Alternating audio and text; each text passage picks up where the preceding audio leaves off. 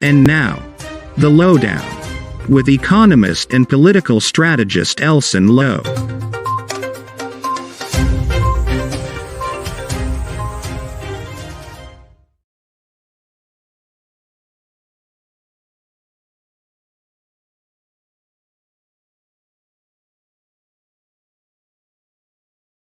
Tonight. Thank you for joining us. We're going to have an interesting show tonight. We're going to talk quite a bit about the press conference that we had today, some of the announcements that were made at that press conference, give you guys a bit more perspective on that, on this particular, this tonight. And what we're also going to do is cover a few topical things that have happened over the course of the past few days. We'll try to give you some perspective on those so that going forward into the new week, you have a good sense of what's going on in the country, what are the main issues, what's being done and what's not being done. So we're gonna have an interesting show. We're also going to have a quick chat with Vice Chairman of the PNCR, Miss Elizabeth Williams-Niles. She's going to speak about some flooding that is affecting some residents. So that's something that we're also going to talk about. Folks, share the link.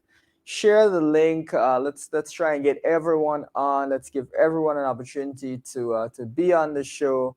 We try to keep things light here on the Lowdown. So share the link, and let's try and give everyone a chance to be a part of the show tonight. We're going to talk about some interesting things. We've seen some, in my humble opinion, bold proposals be put forward by the PNCR to tackle the inflationary problem in Guyana, and that is in part due to the rise in the price of gasoline. So we'll talk quite a bit about that. We're going to talk about the very concerning actions we've seen by the police over the course of the past few days, which the leader, of course, mentioned because he himself was followed by the police, which was very alarming. So we're going to talk a bit about that, and we're going to talk a bit about a few other issues that have come up over the course of the last week. So share the link, folks. Share the link. Let's try and get everyone on tonight. We apologize for a little bit of a late start. So let's try and get everyone in. Share the link. Share that link. Let's get everyone in. Thank you for starting your week off on a high with Elson Low. It's always good to be here with you guys. It's always good to have a chat, to learn a little bit about what's going on in the country, a little bit more about these issues, to get a little bit more depth regarding these issues, and to have a laugh. So share the link, folks. Let's try and get everyone on tonight. Let's get everyone there, so we can get everyone, give everyone some perspective as to how things are moving along in the country. Share the link, folks. Let's try and get everyone in. Thank you for being here with us tonight. I'm your host, Elson Low, in case you didn't already know. Didn't mean to rhyme there. We have another episode. We have another showing on Saturday evenings of the Lowdown. That's where we go into a little bit more detail on individual policies and so on. So that's something that we look at as well. It is, hopefully something that you might be interested in. So I'd encourage you to tune in on Saturdays as well, when we talk in a bit more depth about these issues. We've spoken at length about the cost of living crisis. We've spoken at length about some of the government's public investment, some of the government's public investment programs, which are not the best, such as Amalia Falls and so on. So we've had interesting conversations about these issues, and we continue to have interesting conversations about these issues. We want to ensure that as much as possible, Guyanese fully understand what's going on in their country and what they should be concerned about. So that the lowdown on Saturday night goes into a little bit more depth. Also features light and funny interviews. So, folks, we're gonna lean right into it now. We're gonna just jump right in, and let's get the first slide up there so we can have a quick chat about it. And that's one where we're looking at some, we put an economic slant on everything, and so we're looking at the Small Business Bureau, saying that they're no longer accepting applications for small business grants. Of course, small business grants are intended to help to bolster the development of businesses throughout the country. We especially want to see businesses development bolstered during a time when there's high prices and there's a worry about shortage of goods and services. So if businesses are able to increase their production, whether it be farmers, whether it be other small businesses, hopefully that will bring down prices. You'll see through economies of scale, you'll see them get lower prices and so on as they expand, and that will help to cool off some of the hot prices, the hot cost of living, the biting cost of living that we see in Guyana right now. But we're seeing from the Small Business Bureau is closing off applications for grants. Like viewers, it's only June. It is only June. We're halfway into the year, and already all the applications for grants are closed off. So more than half of the year, we're going to be in an environment where you're not getting these access to these grants. That raises a question as to whether there was enough put aside in the budget for the Small Business Bureau in the first place, because it should not be that after only half of the year you're unable to take any further applications and so on. Rather, it should be that over the course of the year, you're able to consistently serve the population until you get a fresh budgetary allocation, and then you can move forward. One of the things we've not seen the government do actually is go back to Parliament for a supplementary budget to address further cost of living issues, given that we've got a war in Ukraine and so on that has pushed up the price of many things from flour to gas, other foodstuffs. So we've not seen the government make any real effort to go back to Parliament to robustly address these issues. As a result, we're still stuck with that same 5 billion allocation, which we've mentioned many times on these programs is less than 1% of the national budget, less than 1% of the national budget put towards cost of living mitigation. And this is, of course, the biggest budget by far in the country's history, well, almost 50% bigger than the previous year. And yet, we've seen less than 1% put towards cost of living mitigation. We've seen one or two measures when it's purchasing of fertilizer, one or two cash grants. But these things are nowhere near the scale that they would really need to be to properly address the cost of living crisis. And we've seen inflation and so on pick up over the course of the year. So this is something that is very concerning, that we're not seeing good enough allocations, large enough allocations to the areas that really matter. But rather, the government's priorities seem to be very much off, very much off. So that's the first thing. Let's get the next slide up. We wanted to give viewers again a sense of the leader and his qualifications there. So we just want to throw up again just a quick CV for the leader. Yeah, it's important for us to know the qualifications, the skills, the competencies of our elected officials, of our public officials. And so, this is a leader that has a diploma in the area of political science, has a degree with honors from the University of Guyana in the area, again, of political science, and then has, an international relations master's degree from University of Kent, a UK university. It's nice to see that we have leaders with degrees from reputable universities, ones that we can point to on a map. That's a good thing to see. I don't know if you agree.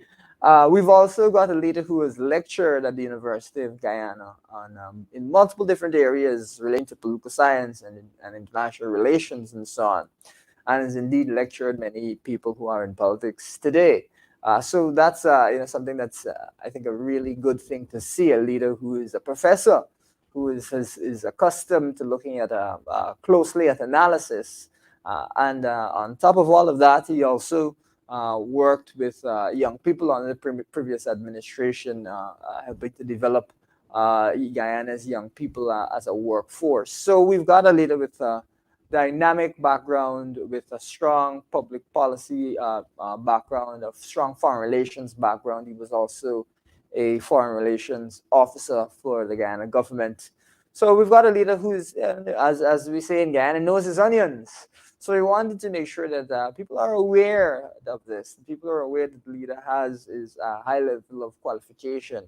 People are aware that the leader has served in various posts over the years and has been able to gain those experiences over the years and to perform in those various functions. It's not good to have a country where leaders do not have any, even the most minimum level of qualification. We want a country where, as much as possible, we have leaders across the board. I'm not singling out anyone here, but across the board, who have a good level of qualification, who have a good level of experience, so that we can get good quality governance. That is what is really important. We want to get good quality governance across the board, across all different levels of government. So, of course, it's a good thing to have leaders who have been able to qualify themselves and who have been able to get good experience. So those are the qualifications of the leader. Just giving you an indication of them. Got a diploma in political science. Got a first degree with honors in political science, and then got a master's in international relations. Plus he's a professor. He's a lecturer. So these are the things that you should be proud to see in the leadership of your country. So that's one area that we wanted to give you guys some perspective on as we roll along here. That's what we were seeing with the leadership of the PNCR, and of course amongst the leadership of the PNCR and various functions within the PNCR. You've got engineers, you've got economists, you've got lawyers. You've got a lot of high degrees of competency in various areas. Some of you may know that I'm an economist, that I studied at Amherst College and worked at Goldman Sachs, worked at SARA here in Guyana. So you've got a wide range of competencies within the PNCR, which is a good thing, and which will help to provide, when we are in government shortly, the best level of governance, the highest quality of governance across the board. So we wanted to give you a sense of that as we go forward. We've got a flood that we're going to chat about a little bit later regarding, and we'll have Ms. Elizabeth Williams-Niles on, Vice Chair of the party, to speak about the flood. I expect her on in a few minutes there, and we're going to have a quick chat on that. While we wait on her, we can chat a little bit about the press conference and about gas prices, where we've seen the gas price continue to go up. And if we can get that slide up there with the gas prices, but we've seen some very concerning gas prices over the course of the past week, the past couple of months in the international markets. We're seeing oil again above $120 a barrel. Okay, so we're seeing one particular gas station here where $2.79. That's a hefty price. That's a very hefty price. It's one of the highest prices that I've personally seen. And in fact, in some areas you're seeing the highest prices ever on record. And that is incredibly concerning. But it's concerning for two reasons that we want to make sure we highlight. The first is a direct reason, which is that when you go to the pump, it's expensive, it's denting your budget, it's cost of living woes. And of course, we don't want to see that. We want citizens to be able to make progress in their life, not take steps back because of a terrible cost of living situation. So that's the first area of concern. But the second is that gasoline and the cost of gasoline is a major driver of inflation across the board. This is because gasoline is used in a wide range of areas that affect your cost of living. So if you think about the greens that you eat that you buy at the market, they have to come from the farm to the market. But how are they getting transported? Is it a horse-drawn carriage or is it a gasoline-powered vehicle? So as gas goes up, what happens is that it has an effect on the greens in the market being more expensive. Similarly, when fertilizers and so on, which can be direct byproducts of the petroleum industry, or even when petroleum is used to generate electricity to create fertilizers and so on, you'll see the price of fertilizers increase. So as much as we've seen efforts to deal with the fertilizer crisis locally, the price is likely to increase again, which will again cause problems when it comes to the price of food and so on. So this is something, gasoline is pretty critical, is a pretty core part of this whole cost of living problem. And it may not seem at first that it is such an integral part, but it is absolutely integral. One thing that maybe viewers may not have thought of is this: if you see an increase in the price of flour, you can switch to ground provision, right? You can do that. If you have an increase in the price of gas, can you switch to some other fuel? No, you can't switch to anything else. There, you have to end up suffering the brunt of this, and so that's one of the reasons that gas ends up being such a big issue. There's also a concern in the economics community, a concern in the international community, that there may be a recession caused by these high prices. When oil prices are above $100 a barrel, economists begin to worry, and when they get close to $130 a barrel, it's been argued by other economists, and I agree with them, that your risk of a recession, your risk of the economy slowing down because of these high prices is higher. And what happens when the economy slows down? People lose their jobs, people are fired, businesses shut. We don't want that at all. We don't want a situation where the non-oil economy in Guyana suffers substantially from higher gas prices, thereby causing things like unemployment and closing of businesses. We want to ensure as much as possible that we have a balanced economy, that the economy is able to continue to grow. And there is no reason that we would want to allow those types of job losses and a recession even to occur. As much as it may occur in other countries, we're going to I think we should try to make the best effort to ensure that we're insulated from that with these high prices. There's indeed a risk or a consideration that these high prices may persist even longer. Of course, we've already seen them for a couple of months at an incredibly high level. Right now, this morning oil was at I think $124 a barrel. It's come off slightly. However, it's not far from 130, which is the number that I just indicated is a worrisome number. And it's not that far from $150 a barrel, which is again a very worrisome number. So, we could easily get there. To that end, you would have noticed in today's press conference that we spoke about spoke about the excise tax and mentioned a negative excise tax.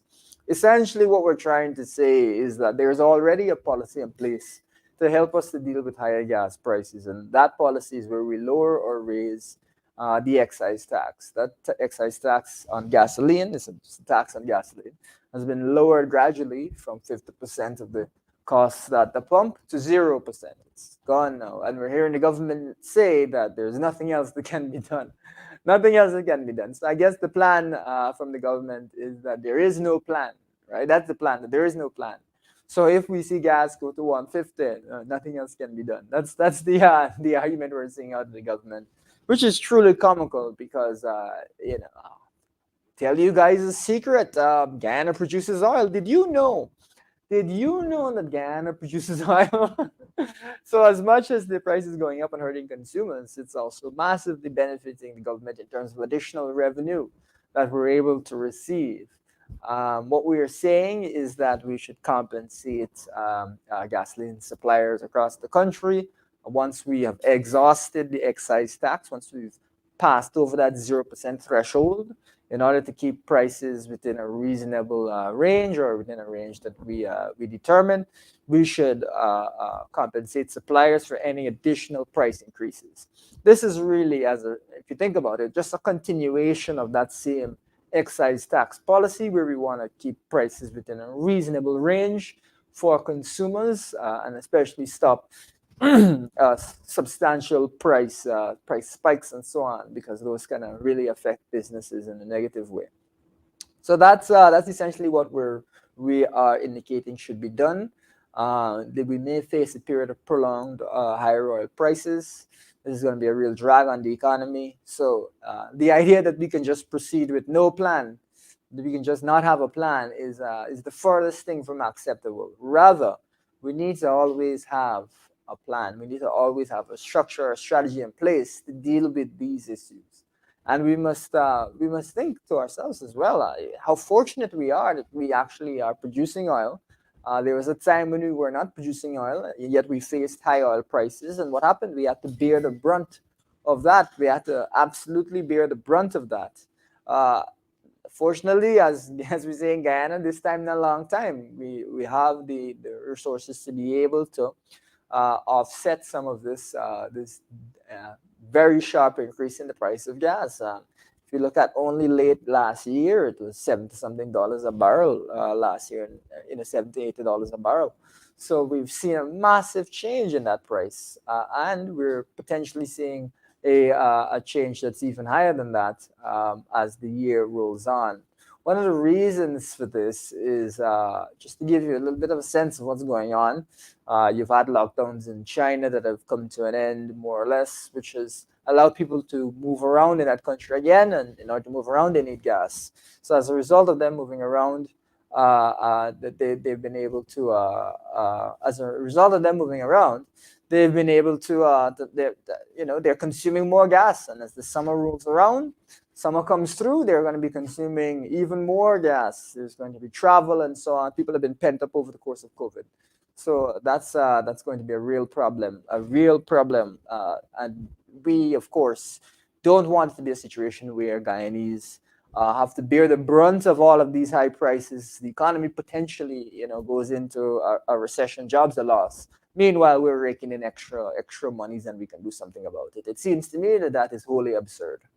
We're gonna bring on our guest now, Miss Elizabeth Williams. She's gonna tell us a little bit about some flooding that we've observed. But actually, well, we're gonna have her on in a minute. We're gonna also take a look at some pictures and images regarding the flood situation. Yeah. Okay. Yeah, we're gonna take a look at some pictures and images regarding the situation, the flooding situation as well. So when Ms. Williams is ready, we're gonna have her in here. Yeah, Ms. Williams, are you there? Yeah, if we could get her on. All right, Ms. Williams, if you could put on the mic, we would appreciate it. I have on the mic. Great, great, great. All right. Well, I'm sorry to hear that Guyanese are suffering from flooding. That is really unfortunate. And if you could give our viewers a sense of what's been going on, maybe they would have a better idea. It is the rainy season, so this is something that affects everyone. Good evening, guests. Thank you, Elson, once again for having me on your show. Forgive the background noise. I'm also in the kitchen making dinner. The whole normal duties, you gotta Sure, do. sure. But I'm I sure it will be very tasty. well, I hope so too. Um, Elson, I was over the weekend in the Diamond area, and many people, when you talk about flooding, many people would look at the outlying regions and so forth to believe that, okay, flooding is only there and it's not affecting. But because of the geographical locations of some houses, how it is set out, and the fact that some of the canals aren't big if they have that, or some of the coker, not coker, the culverts aren't cleaned good. Some areas, some places would get flooding. And sadly enough, one family actually called me and they say that, Miss Elizabeth, we really want to highlight a problem because we went to the NDC, that's in the Diamond Grove area, NDC, and nothing is being done. One of the sad things about it is that one of the ladies that when I was doing the interview, she got we be calling our local term sugar, and one of her feet had to be toes had to be Yeah, cut. diabetes. Yeah, Diabetes, yes. So and so there where I was, I went to this area and I took the pictures for myself. I saw it.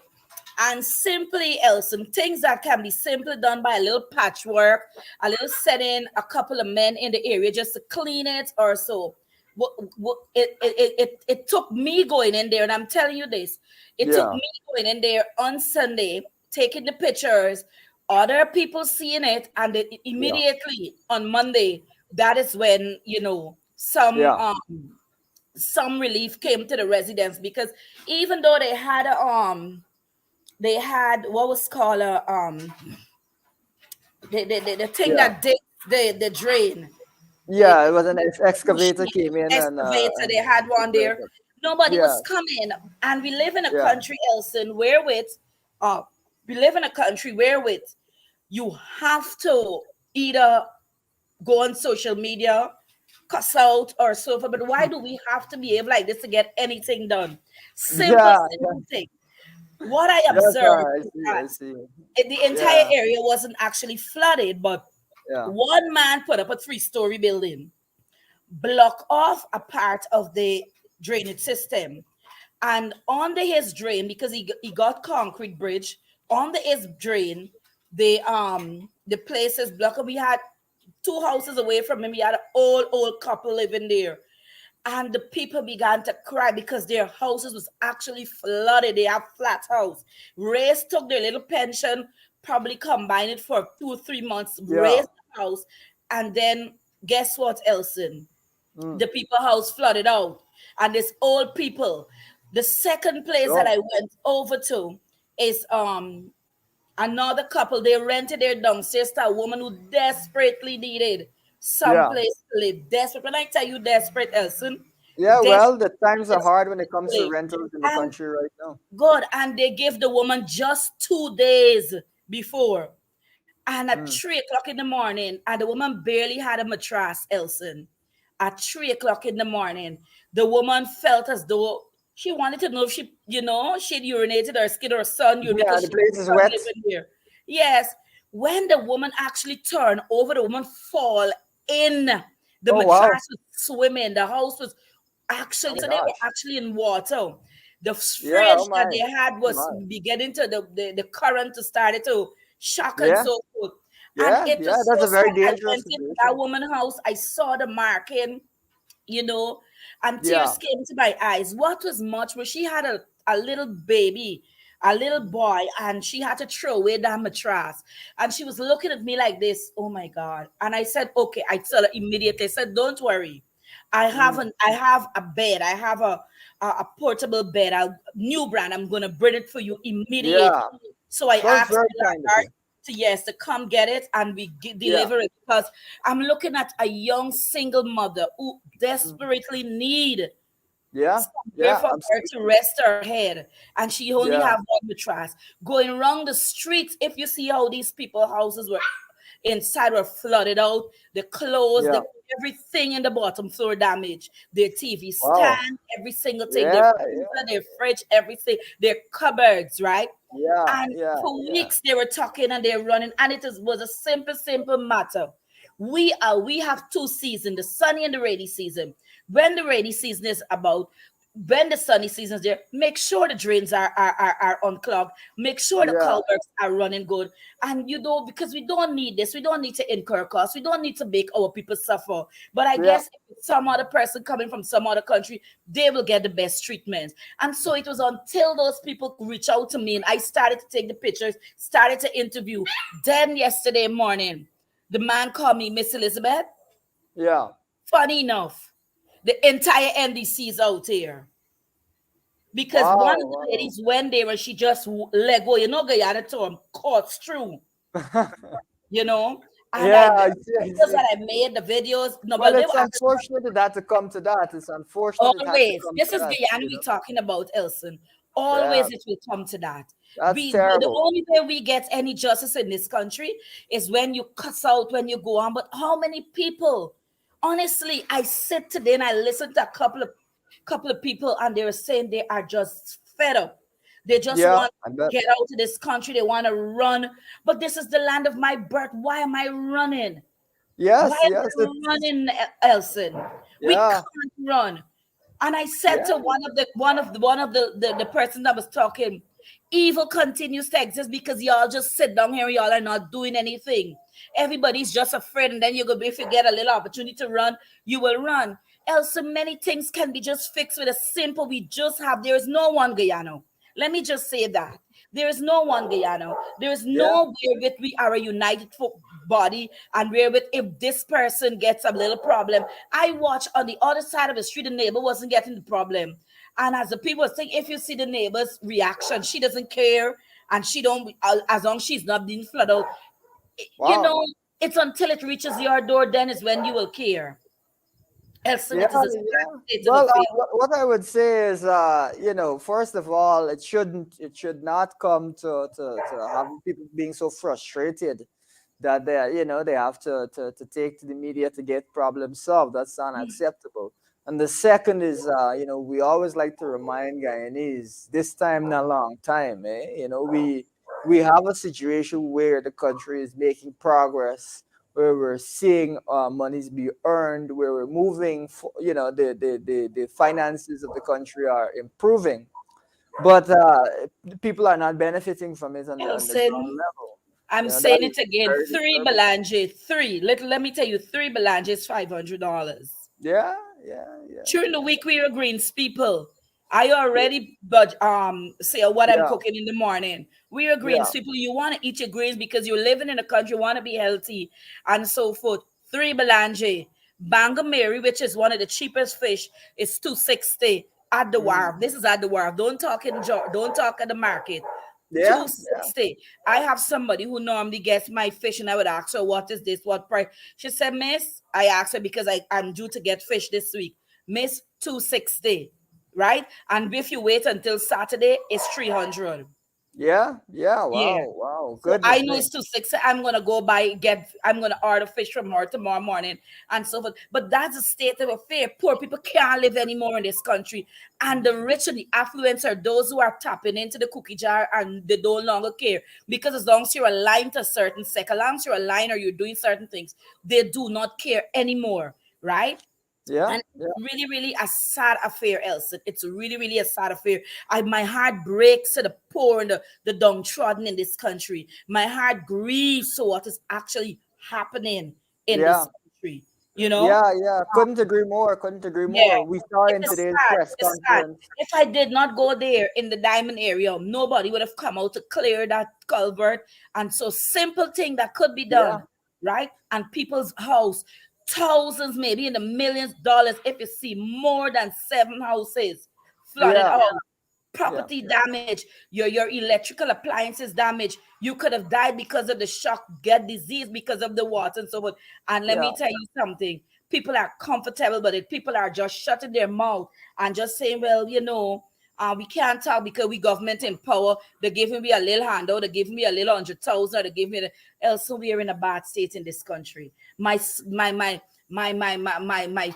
I'm telling you this, we are in a bad state in this country. The mere fact that people gotta compromise and shut their mouth, they will die even before the time because of secrecy. yes. It's incredibly sad. It's an incredibly sad situation. Of course, in today's press conference, we spoke again about the minimum wage, about the needs for the government to approve that higher minimum wage, which of course will just be a start. But I mean, They will it's not do totally that, Elson. unacceptable. Elson, the government has no plan for development in this country. They will not do that. Don't let me Yeah, fool you. And many totally people are too. unacceptable. And let me tell you something, Elson, 100,000 is a blink. I can tell you that in 3 seconds. How 100,000 will finish just in my kitchen.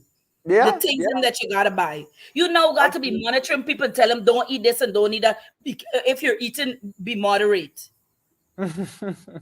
Because because cost of living has gone skyrocketed. What Yeah, about the well, people? we've heard the FAO, I believe, say that Guyanese have started to cut back on meals as a way to Yeah. combat the cost of living crisis. Take this opportunity to remind viewers that Guyana is the fastest growing country in the entire world, and yet people are cutting back on meals. That's how ridiculous this situation is. Mm-hmm. It's so ridiculous, and it's not to say this is the only year. Last year we were one of the fastest growing countries. The year before we were the fastest growing country in the world. How is it that we are in this position? This is absolute nonsense by the Mm-hmm. government. And to hear that Guyanese are cutting back on meals is really tragic. This is a time of plenty, but it is a time of plenty for some and not a time of Yeah. plenty for And others. people will eat at the Marriotts and they will eat prawns, they will eat this, they will take. But Elson, even in closing and coming off, I tell people, God doesn't like ugly. I have a saying every time I get into my home, I step into the door. I say, God, thank you for bringing me home. When I leave, I jump in the vehicle. I say, God protects, guide. You know, Sure. we are living in serious times. And God really, really do not like ugly. People are suffering in this country. And people are suffering because of the color of the skin or because their alignment to some other party. Or because you might be your color of your skin might say, okay, you are aligned to a certain political party. And if you're not, a young man called me yesterday and he said, Miss Elizabeth, I'm talking and I'm laughing. These people said because I'm aligned, they cannot give me any job. I am sitting on a job and I'm drawing money and I am not doing anything. They said they will frustrate me out of my job. They will Wow. make because they can't. This is a wicked, a brilliant young man. And I Yeah, told him, I said, just hang in there, son.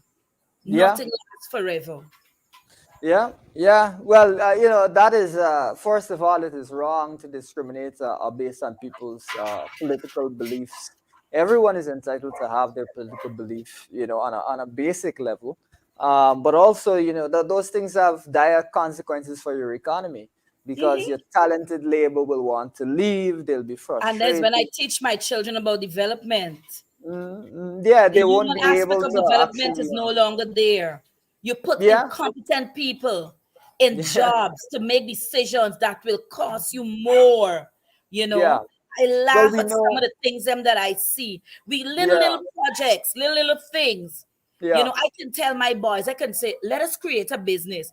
Tell me how you're gonna do it. They might not know how to write it, but they can tell you. And if a child who's being trained to do that can do that, what about somebody who actually have the knowledge to Yeah, do it, yeah, Elson? yeah, We're in a sad state, and let me tell you, Elson, I will be one of the persons who will stand and talk out.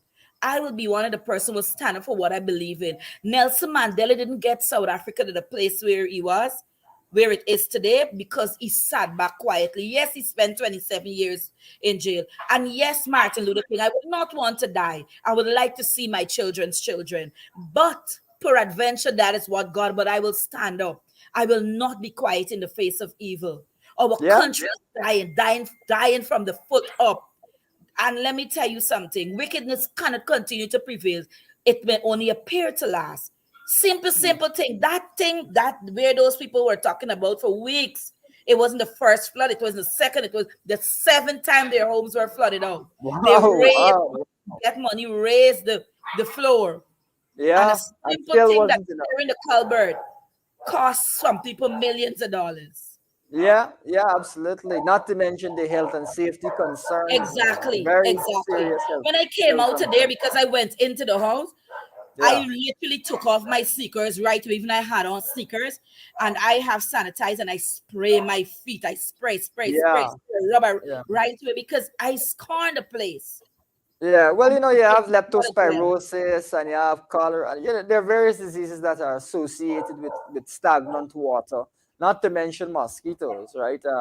We Right? know that this is a very unhealthy situation, and I'd also just point out, the quality of governance in Guyana.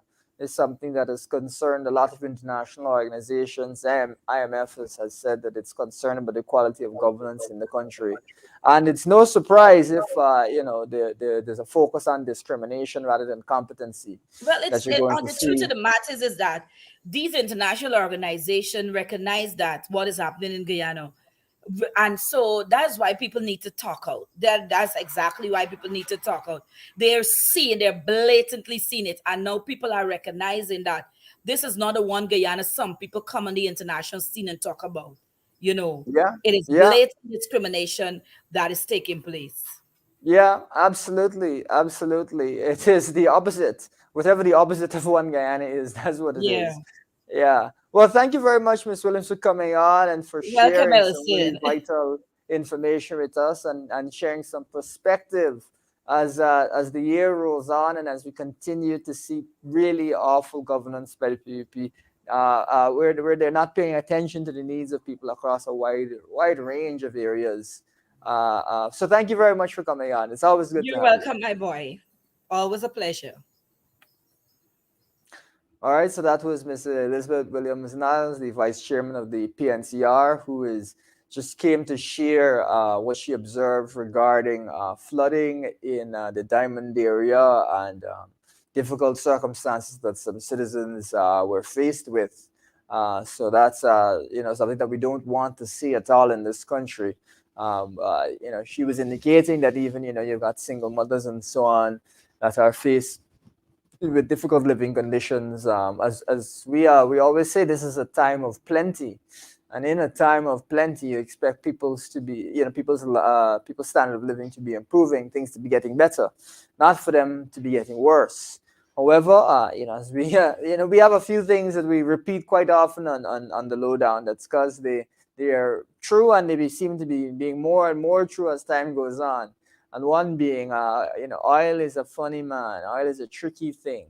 And it is entirely possible for things to get worse rather than better with oil resources. That is entirely possible. And unfortunately, that is what we are seeing, where people's standard of living is falling, cost of living is pushing people's standard of living down. But the country is pumping a lot of oil, 340, 350,000 barrels of oil, more than Trinidad was at its peak by far, and we instead of seeing people's lives get better, it's getting worse. And you may say, oh, well, we don't have anything to spend, we're just pumping oil money. But I'll gently remind you that we just passed the largest budget in the country's history by far, almost 50% bigger than the last budget. So clearly there's money somewhere to be spent. But what's gone towards cost of living? Less than 1% of that budget has gone towards cost of living mitigation. Really, really sad, really troubling. And that's why we're seeing people cry out all across Guyana on these issues. So we, on the other hand, have called for various proposals, various actions to be taken to mitigate these issues. First of all, we are always in favor of good governance, responsive governance, and so people should never be being flooded out and so on. That's never going to be acceptable. And I don't know if our audience, you would recall that when the coalition was in office, Georgetown, as an example, all of a sudden the city wasn't flooding. This city that floods nonstop when the PDP seems to be in office, all of a sudden the city wasn't flooding. I don't know how that happened. Yeah, was it a coincidence that throughout the entire time APNU AFC was in office, you had Georgetown with hardly any flooding? It's not a coincidence. It's because of responsive governance that is focused on making sure that people have a better quality of life, as opposed to governance that is focused on how fast and how much you could thief, as we saying, thieving out that oil money. That's what the the government is focused on. So as a result, yeah, people are not getting heard. I want to now talk, and if we can get at the last few slides there, with the leader being followed by police officers, which is a very disturbing thing to have observed in recently. So we did see the leader of the opposition, leader of the PNTR, leader of the PNU, being followed by police officers which is very troubling. Of course, police officers shouldn't be just following you just like that if you're an ordinary citizen. That's very very concerning. And also, when the leader asked them, why they were following him, the indication they said is they're just following orders. Of course, as the leader indicated in the press conference today, it's two young policemen. There are other policemen that are directing them. But for me, when I hear any government official that is charged with the safety of the public or that has access to firearms and so on and so forth, when I hear, in any government system, the words "we're just following orders," I get very, very, very disturbed. Because as much as I'm sure these are fine gentlemen, history has demonstrated that when atrocities happen, what do people say? They say that we're just following orders. Again, I'm sure I'm not referring to these young men in particular, but I'm saying that more generally, we should not be hearing in Guyana from any law enforcement official, we're just following orders. That is incredibly disturbing. We've also seen, the potential murder of a citizen who was shot 5 times in his back and 1 time in the front, as far as the postmortem indicates. This is someone, the police were allegedly or indicated that they were pursuing and so on. But it seems to me that for shooting anyone 5 times in the back raises some questions. So we want to see as a fair trial. We want to see a proper investigation. We want to see, if necessary, a criminal investigation, because this is a highly concerning incident. Again, so this is two incidents with the Guyana Police Force where there's some concerning events, and so we want to see these incidents properly dealt with, because it's the furthest thing from acceptable that the police might abuse their power. So these things need to be investigated, so we know whether or not that's the case. Of course, the viewers will recall the Orange Boston shooting, where again there was a call for a proper investigation into these types of issues, and there's concern, which is why investigations are needed, so we understand what the facts are. That we're seeing extrajudicial killings again, that is very concerning. So we need to see proper investigations. We need the facts to come out. We need to see the law take its course if a crime has indeed been committed. Of course, we don't know, but we need to see that properly investigated. That is something that is important for the rule of law. It is important for citizens to feel comfortable and safe. It is important for citizens not to feel that police officers are abusing their powers. It's important that citizens don't feel that. That's why it's important to get these types of investigations, proper investigations. And for those, if people have engaged in crimes, for them to be dealt with properly.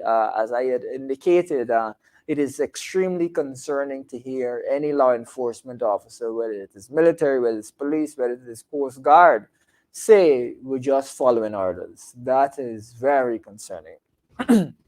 And any system in which officers or soldiers or Coast Guard people say things like we're just following orders when challenged with a violation of citizens' rights is highly concerning. And in fact, what you've seen across the world and some of the greatest atrocities is we're just following orders. In fact, of course, this is an example from the past, and we're hoping not that this is not the case, and we're not going to see this type of highly disturbing trend in Guyana. But if viewers would recall, but the Nazis are people who claim that they were just following orders when they were killing lots of people, and so we don't want to see anybody. At no point in Guyana should law enforcement officers, when citizens' rights, there's a question of citizens' rights being violated, the words "we're just following orders" should never come out of anybody's mouth. That should not be coming out of anybody's mouth. There needs to be a justification. Sir, we're here for the security. Sir, we're here because there's been some sort of a threat. Sir, we're here because we're wanting some criminal activity. Those are acceptable things to say. we're just following orders is a very alarming thing to say. Of course, these are, I'm just talking about the system. We don't want to see that ever come up in our system. And for these two policemen, I don't even know who the policemen are. We hope that in the future we don't see anything to this effect going forward. So that is it. It's a couple of days with the Guyana police force that I think some citizens has made some citizens very uncomfortable, and we want to see better going forward, because we've had a bad past in this country of extrajudicial killings and so on and so forth, and we are not about to have that be repeated. Put it that way. Okay, folks, that's the end of the lowdown tonight. Thank you again for joining us. Thank you for coming and getting a sense of what's been going on in the country. What are some of the issues of the day? What are some of the things that we've been saying and the actions that we've been taking? And what is critical right now in Guyana. So thank you very much for tuning in. Of course, we've got a show on Saturday night. And on that Saturday night show, we're going to discuss, various other issues in a bit more depth. But thank you for joining us here on the Lowdowns. Thank you for starting your week on a high with Elson Low. And we'll catch you on Saturday.